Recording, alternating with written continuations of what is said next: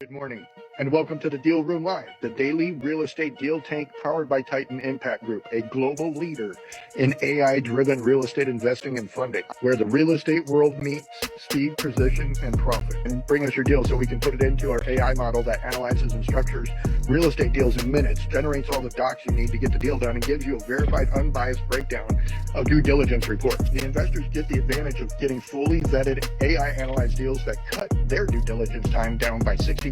So you're in the right place. Let's open the deal room now and get into today's opportunity. Okay, good morning, everyone. It is a happy Monday morning. We'll call it that. Mondays are always my happiest days. Getting everybody logged in, and we're going to get started. And I guess while we're waiting for Tommy, I will share an epiphany that I had this past weekend with all of you. We've got all the people going live, and all the accounts are up.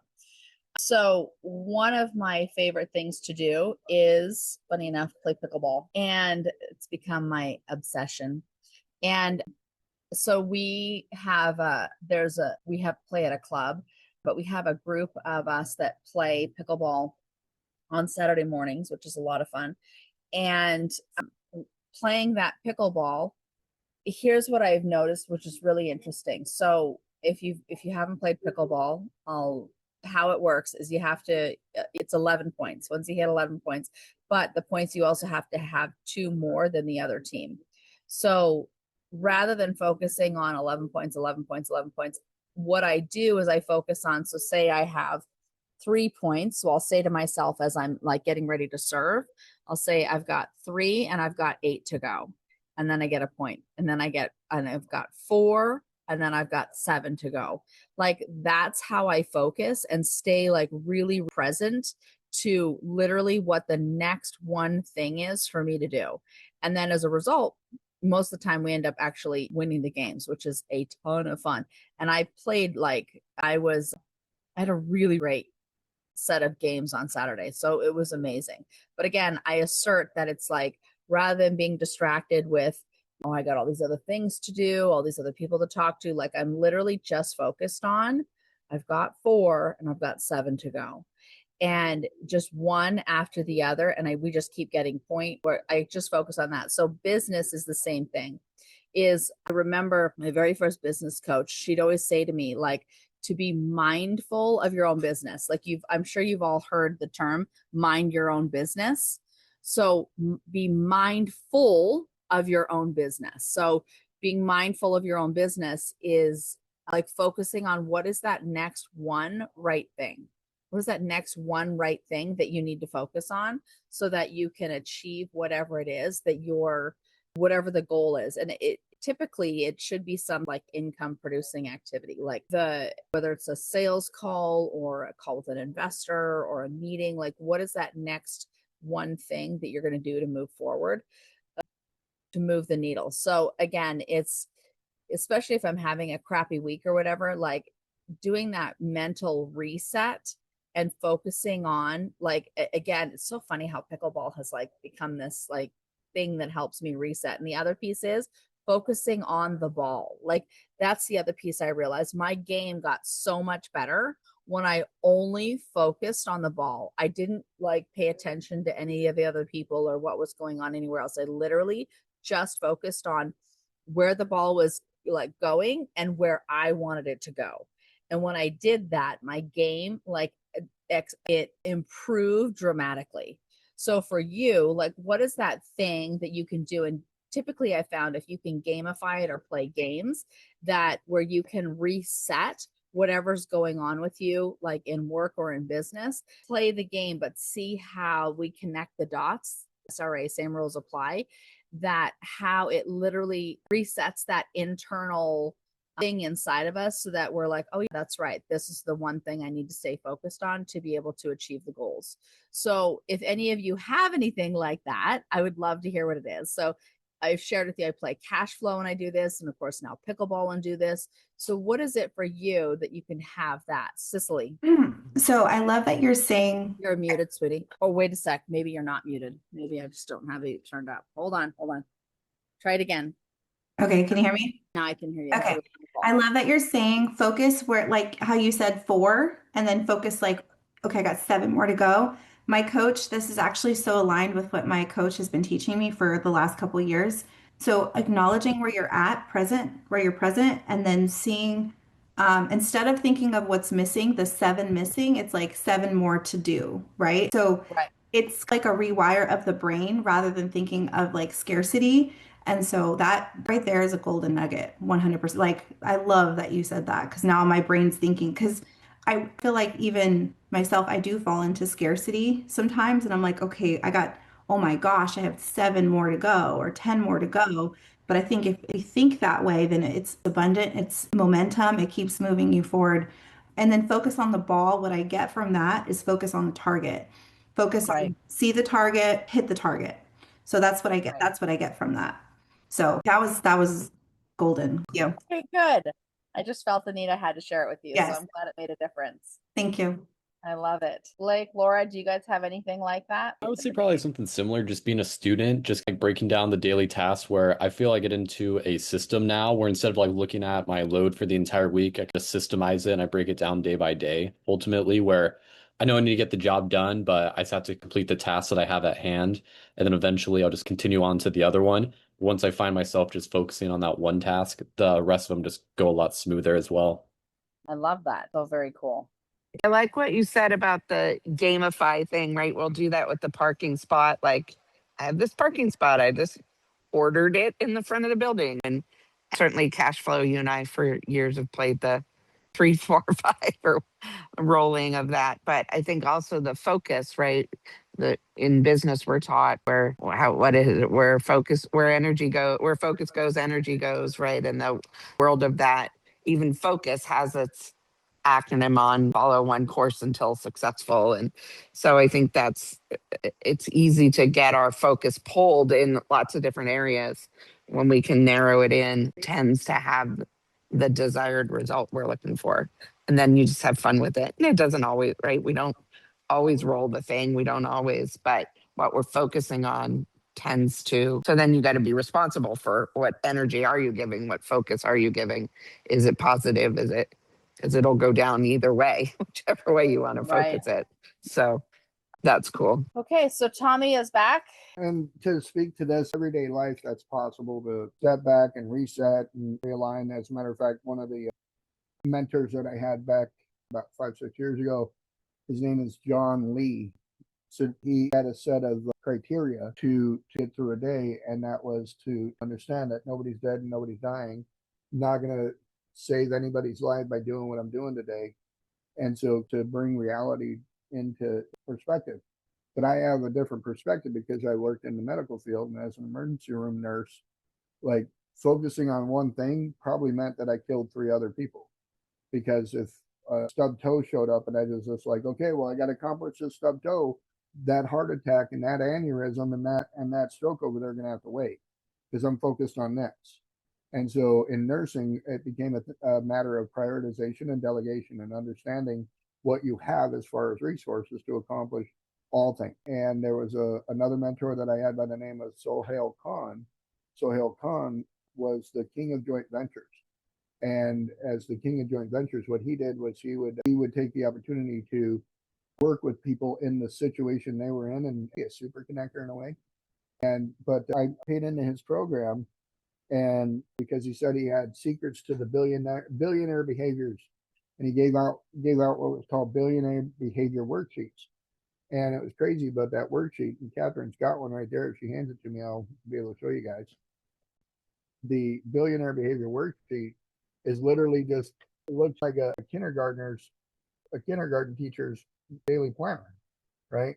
And what's crazy is, as simple as it is, when I went to the guy, I was pretty mad because I paid $5,000 for this. I'm like, bro, like what? This is, I've seen kindergarten teachers using this. Why? I paid $5,000 for a daily planner for a teacher. He's like, well, if it doesn't work for you, I'll give you your money back. He's like, that's what I use. I'm like, it was simple. All of a sudden, it became very simple. He's like, that's what I use. Like, if it doesn't work, I'll give you all your money back. Just try it. And sure as shit, when we tried it, it worked out. So it's literally 3 things that must get done. Boom. And then there's 7 things over to the side right there that you want to get done that you might need to delegate it. And it even says, list the tasks that would be good to do today, but are not essential, right? So you have 3 must do's and seven should do's. And what he says is, do you have a written outline? Have you done your research? And have you eliminated to do's that are not essential? So like if you put something on there that's like, call my mom today, that's important, but only if she's in the hospital. It's a must do if she's in the hospital or it's Mother's Day. But if I don't get to it by the end of the day, well, I know I'll do it tomorrow. I'm going to put it on something. I'm going to make it a priority tomorrow. It's prioritization. So my mom will understand if I don't call her. But will somebody understand when I don't pay them, when I don't send them a check because I didn't put it on the list? No, probably not. So resolving issues like that prior to and then ahead of.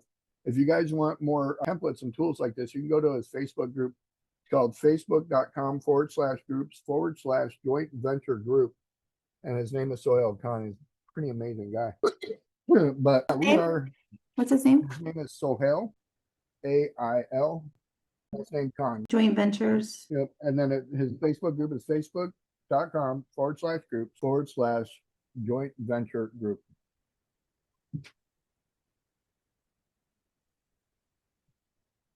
In that form, does he have that form there, or is that how do There's that form and many others.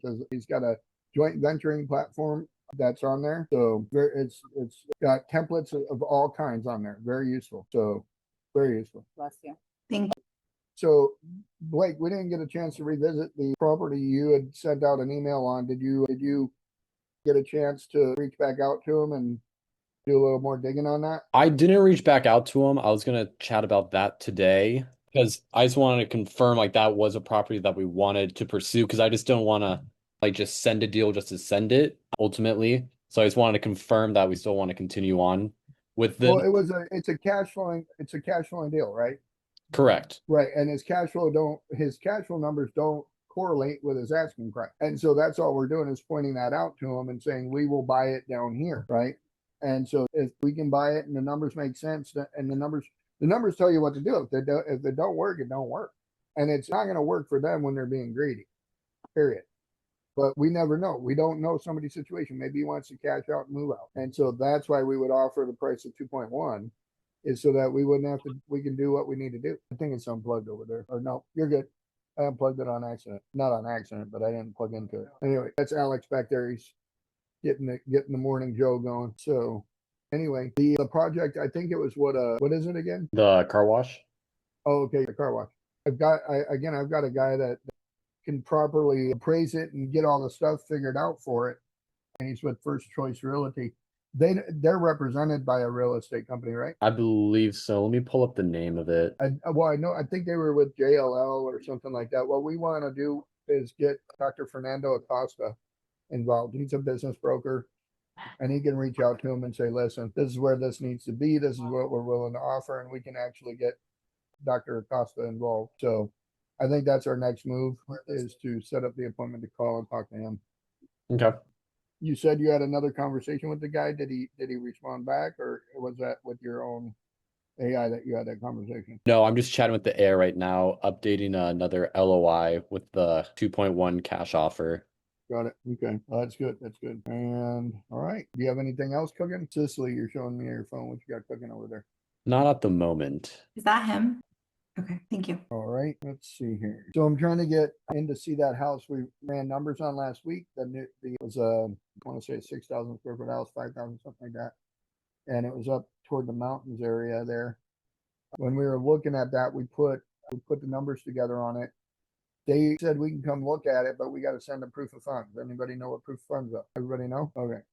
So proof of funds getting sent over. Catherine has her personal financial statement that covers Titan 23 that she's going to have to send over to them in order for us to get to walk the property and go from there. So that deal, a decent one because of what we're looking at doing with possibly working with Club Scottsdale on how to get that all set up and accomplished. So, and then let me see, Catherine, on LandShark, on my ChatGPT, I had a conversation that I started, and I want to go over that because that goes along with more. And her, we were trying to look at deals and developments in Chicago, trying to find the chat for that. It was in Opportunity Zone. So For everybody, Blake posted the links, all the social media links. So if you could share those, that would be awesome. okay, so it's called, if you scroll down, it's called deal sourcing. Right, it's all the way down at the bottom, right there. All right, so let's open it full screen so that everybody can see it, and we'll go all the way back up to the top. And so if you can click on that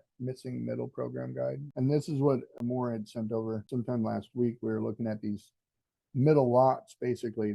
And so these will get infill lots, and it's an interesting program. I'll go through it. Let's go through that a little bit and see what's going on. So like, they've got these infill lots, or these lots in between houses. In Chicago, you can literally have what's called a zero lot line, meaning that you can literally put your wall next to your neighbor's wall and done. So, but the houses there and the development and building of them, there's like really no incentive for a builder because it literally has to turn into a Section 8 house pretty fast. So hold on, I was trying to see the maps. We flew past. So here you can see, like, this is a map of the 10th ward in Chicago, and they've got all these different lots that you can go in and bid on and get the application to buy them and build on them. And then these are the addresses, so we can run the numbers here and put them through Deal Hunter and discover, like what's it going to cost to build there, stuff like that. So this whole thing is very good for Deal Hunter to chew on. And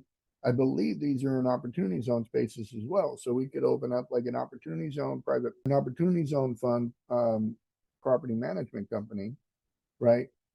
And by having that private property management company, we'd be able to operate the business of property management while building these houses to make a difference. So South Chicago is a rough area.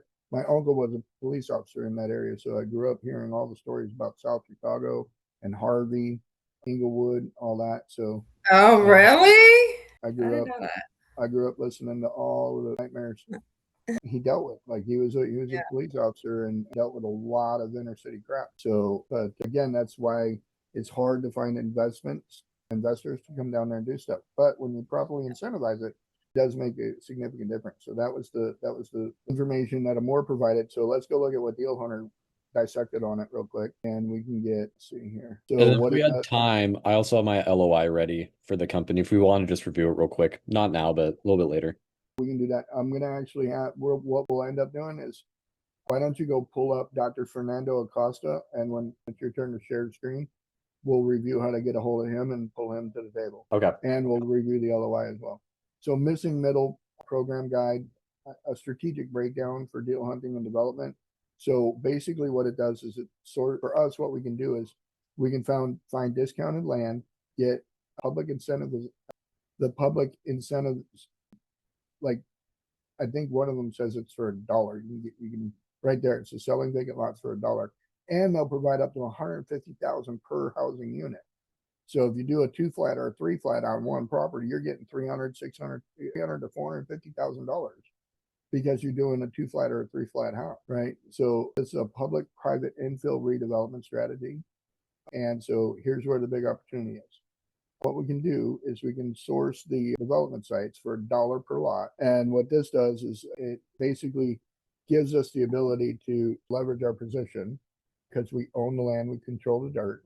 So other things that we can do is, as you can see here, the city offers $50,000 to $100,000 per unit in reimbursement grants, meaning you got to put the money out to get the money back. And then there's, it says build a repeatable development machine, meaning once we figure out how to do it, then we can pump through this. It says that there's over 300 units already underway. So first round of developers have already been selected. So like this is already in progress. It's not and we can probably do some research behind it to see what else is going on. So here Deal Hunter is going to give us some strategies. So we've got all these things that we can look at and do. I'm going to send this over to you more after we get done. And then here's what some of the builder and contractor opportunities are. So we can get into being a GC up there again. I think I still have an active license in Illinois. What builders should we target? So small to medium sized urban infill builders. So That was basically what my dad was. We can go after some of the minority owned builders and advertise for that. Or we can get into the modernized stuff like the modular panelized construction. So like building, there's a variety of products I can think of right now, but shipping containers, the Herky wall system, these would all be great for Illinois. The real estate strategy angles, build strategies, best strategies would be build to sell. And then what we do is we put that on a owner occupancy type situation. And then they sell the rest of the units or rent the rest of the units. We've got a house hack product, which I just described, and then the build to hold situation or build to rent. Like we can do a build to rent for sure.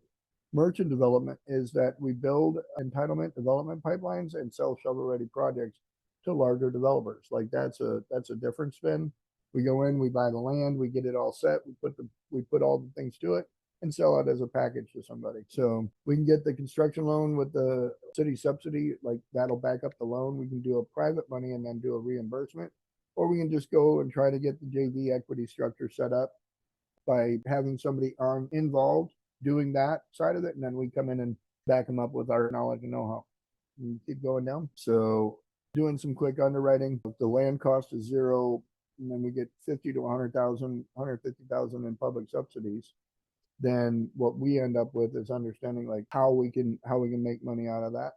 And then here it shows the neighborhood target intelligence. South Chicago, West Englewood, and Englewood are important because like they show you some of the things that have popped up there. We've got a variety of jobs coming in the area, and we've got hospitals in the area. We got retail development going on. The lots are already zoned for a variety of uses that we can build on. We'd have to look up what those are: RT4, RT4A, B23, stuff like that. We could build a deal hunting machine. So put together a builder network, get a funding division set up for this, set up the community relations arm to this. Like if we had somebody actually in Chicago with boots on the ground. So hidden opportunities most people miss is that adjacent private parcel acquisition, meaning like the low hanging fruit, the neighbor whose property is about to go under because he's just not put any money to it for 30, 40, 50 years. We can probably buy the property next door and expand and do what's called cross parcel building. We could buy 2, 3, 4 lots in a row and build multifamily and then get that incentive 50 to 150K a unit, right? So some of the major risks are the environmental liabilities. The city transfers the land as is with all faults, and that includes any environmental indemnification. Meaning if there's a dead body on the property, you're responsible for it, like legit. Oh, goodness. Okay. It is. It's 100%. Because what's crazy is in Chicago, they used to bury people in people's backyard. And so you end up doing some digging, you find some bones, and you just found Jimmy Hoffa. You're stuck on that property for a minute. So you better sell your story to Netflix because that's all you're going to make your money back on. So anyway, this project could be repeatable and definitely is something that would take a team. It's not something that one person can do. And that's the point to the LandShark Mastermind is like we can take on these types of projects, put together the team necessary to put all this together. And so some of the things that we can get into is discussing what that team looks like. It'd be great if somebody was up. So, and I know Moore's from the area, I'm from the area, so we probably have some people that can Victoria lives in that area. So identifying funding partners are the local banks, CDFIs, construction lenders, and private capital groups. So gives a breakdown of what we should be working on if we want to head that way. I would like to identify the CDFIs. A lot of people might not know what that is, so I want to break that down, but keep going down and I'll show at the bottom here. I said, do they have this in Arizona? I want to know. And so they absolutely do. Phoenix has infill incentive areas. So they have places like South Phoenix, Maryville, Sunny Slope, East Lake, Garfield, Oakland Historic, and near the light rail corridors. And so we could get these things for lower than land basis, rezoning upside, appreciation, and in infrastructure investment. Bless you. So another place this works is in Tucson. Tucson's got a lot of stuff down there. It's probably worse off than Phoenix, to be honest. And then what else does it have? Arizona land bank opportunities. So these are in where it's not as massive as like Chicago does, but what we have is there's municipal surplus land programs, county tax liens, there's the ADOT program, there's redevelopment parcels. So finding all this stuff is pretty tricky, but with Deal Hunter by Landshark, we can actually figure it out fast. So opportunity zones, there's more opportunity zones per capita in Arizona than there's across the country. So what we're looking to do is expand that.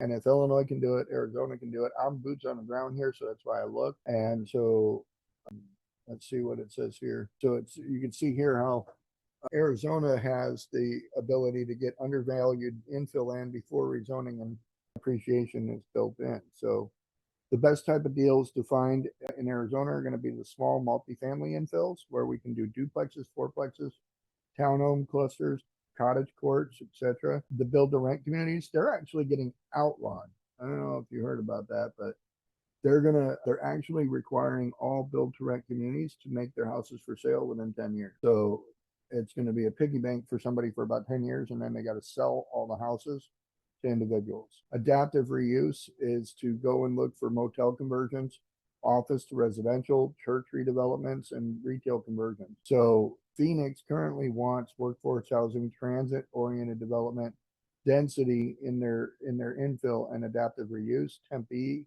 is aggressive on all those things, Mesa, Glendale, and Tucson. So the areas of Arizona that can follow that Chicago model, they give us the step-by-step breakdown of how to do that, identify the infill corridors, build a land pipeline, partner with the cities, create repeatable products, and then move on. So Arizona land is more expensive than Chicago city-owned inventory.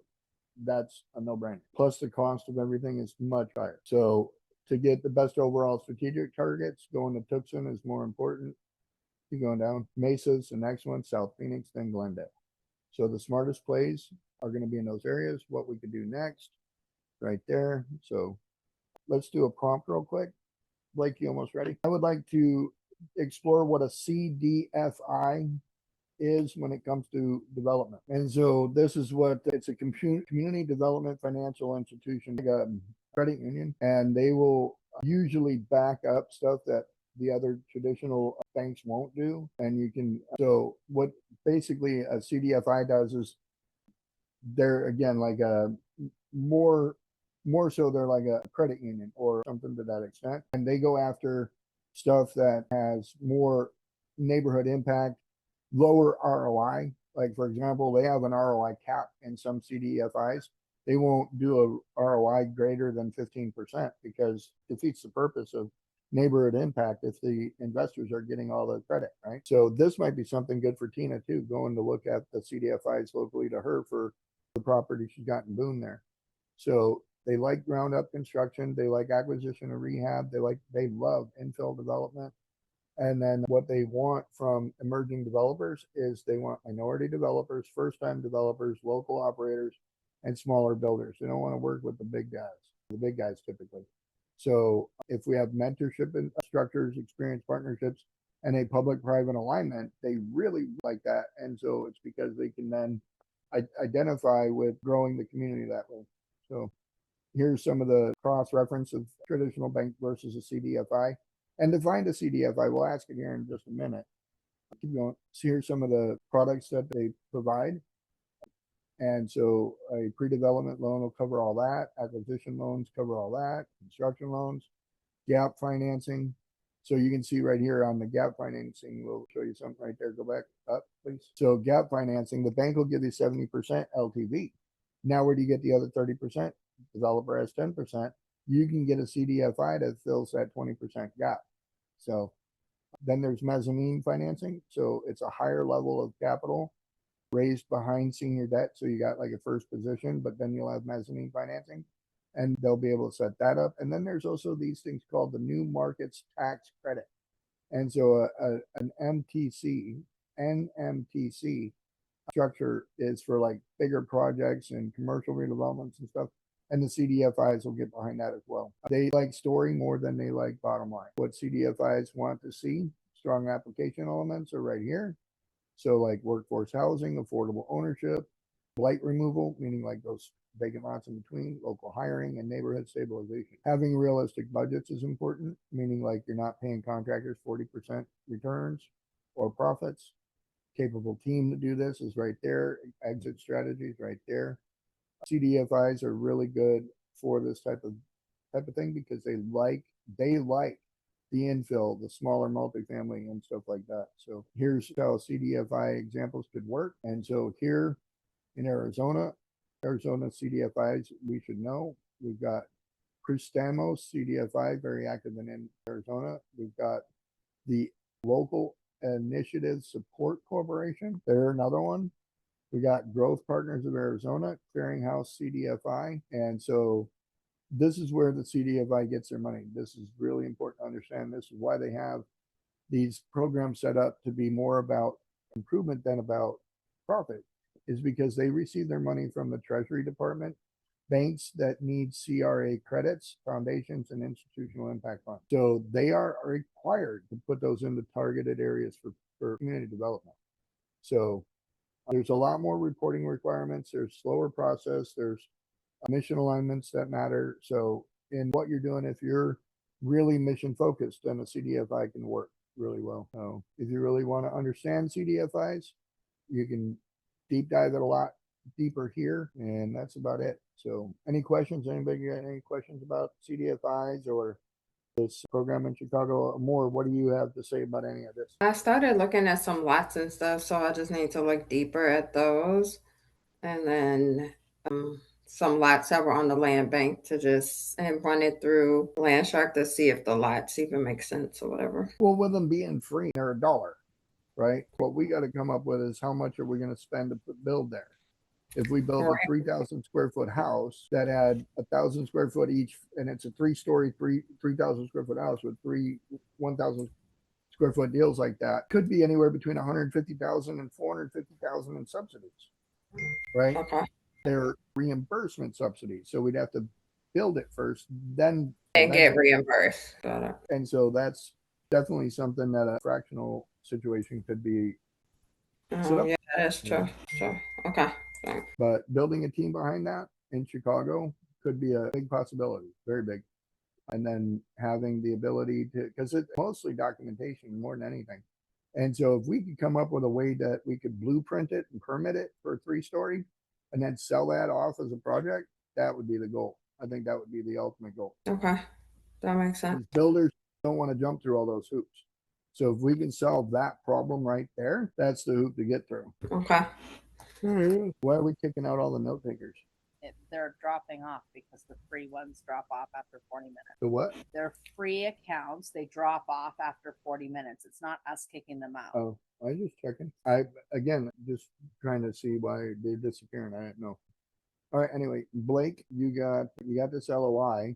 I'm sure your screen. We'll take a look at it, and then we'll deep dive on how to get a hold of Dr. Costa. Okay, it's with M&M going down. Okay, so we went 2.1, and it's based on the underwriting showing that, okay, you want a 90-day due diligence, not a 30. Okay, I like all that. As far as says buyer proposed closing, we made that 30, and then got to put in there it's contingent on the lease, verification of the lease with the car wash people, because we're not buying the car wash business, we're buying the property it's sitting on. Correct.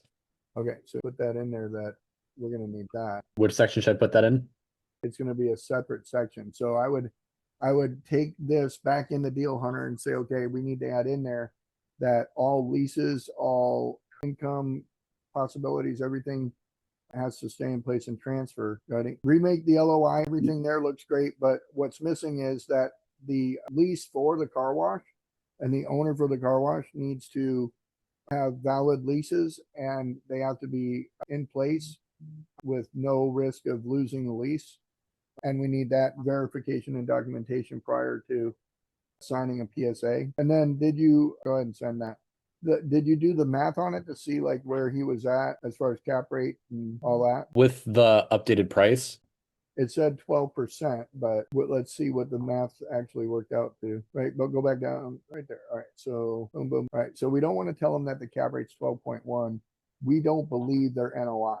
That's what we're having an issue with. Okay, because essentially if we lower the cash offer by almost from 3.7 to Well, 2.1 that increases the cap so rate.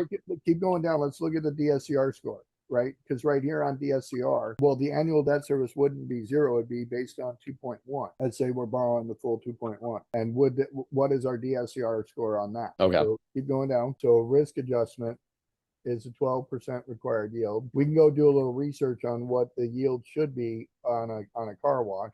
So, but we believe they're more around 150,000, which is why we think it's a 7.2 cap. Okay.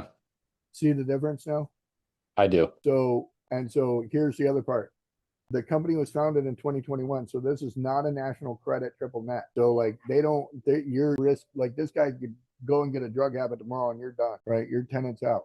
So keep going down. All right, keep going down. All right. So it probably rewrote the LOI. Let's redo the economics on it real quick. We want to rewrite the economics. We understand that they're saying it's a six cap, and that's why they're justifying the $252,000 NOI at that price. We need proof that the NOI is $252,000 a year. And then what we want to do is we want to know if we did a $2.1 million commercial note, what is our DSCR based on that NOI? And the 2.1 is going to be at 7.5% interest over 25 years, commercial note, and it's a balloon. So with it going through and hashing through that, we got an appointment that's going to start here at 10 o'clock. So right here, the loan assumption showing it right there. Annual debt service is at 186 with a 252 stated NOI. Keep going down. You're going to see that you've got a DSCR of 131.35. So that's at that's at the price of 2.1, right? So if we take that back up to 3 something, you're going to see that the DSCR score goes to shit. Keep going down. Keep going down. Okay. So our price is justified based on the idea that we need to cover our debt, right, to run it. And based on the number he's providing us, if we had full debt on that $3 million price, there's no way to cover that debt. We'd be paying for them to be there, right? We keep going down. It's probably why they're selling. Most likely. Keep going down. Keep going down. Okay. All right. And now ask it. Ready for this? Go ahead. All right. So we want to know what the cap rate is on a commercial property that is a car wash. What should a car wash cap rate at? Unverified NOI, weak lease proof, environmental and equipment risks to where we're at now. So I see that. young operator, limited financial disclosure, specialty use risk. Cap rate's got to be at 9 minimum. So let's go see if we can find let's go see that one. And again, like the 2% annual increase is that's not strong at all. No. What does it say? My cap rate opinion. What does it give us? Fair risk 8.5 to 10, right? And so the value at a 10 is 2.5, right? And so with a 12, go down a little bit more. At a 12 cap, it's 2.1, right? So we can tell them that's why. And so rewrite, ready? Do it one more time.